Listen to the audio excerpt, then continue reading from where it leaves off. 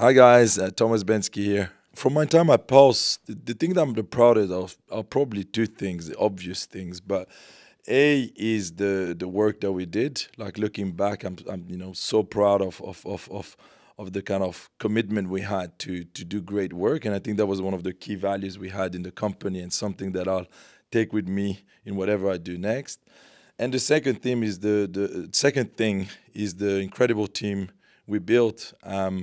And again, people that were united by an absolute love of storytelling and a dedication to make great work. So look, for me, what's next? I've had the luxury to be able to look at the business with a bit of distance, without a single vehicle in mind, and instead a kind of slightly broader view.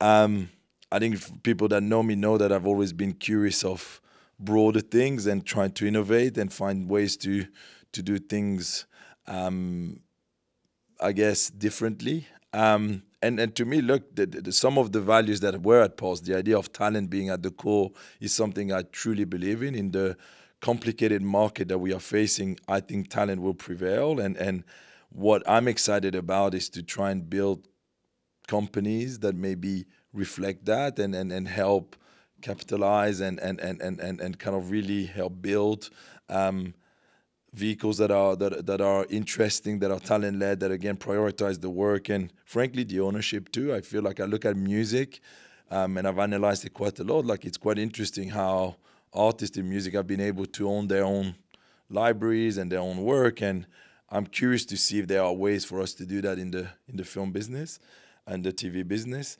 I'm also very intrigued by new touch points from the media space. So things in media, gaming, consumer, and I started to make some investments in that space and kind of learning a huge amount from industry that are adjacent to what we do. And I'm a believer that the future should at times embrace things that maybe have not been in the kind of narrow lane of just content and content sales and so on, but instead storytelling and talent being, NIP being a slightly broader ecosystem that may have different revenue streams and touch points, which could include, the more conventional storytelling, but also other things. And yeah, now we're seeing this, like even Caring buying CAA is interesting. I think we are, we're talking about it in the panel. I feel like there are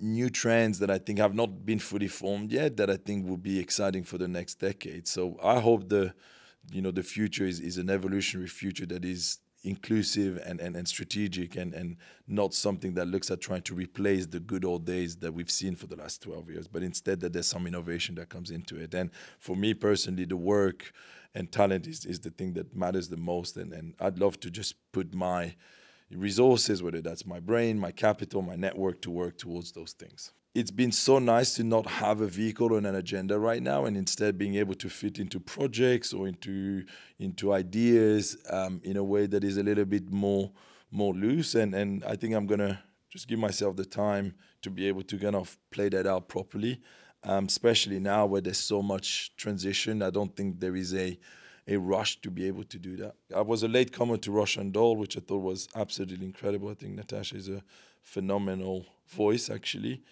And then I'm having a lot of fun kind of getting involved and helping projects that maybe kind of have been part of my past life. So for instance, Oscar Hudson, his debut film that I'm helping with is really exciting.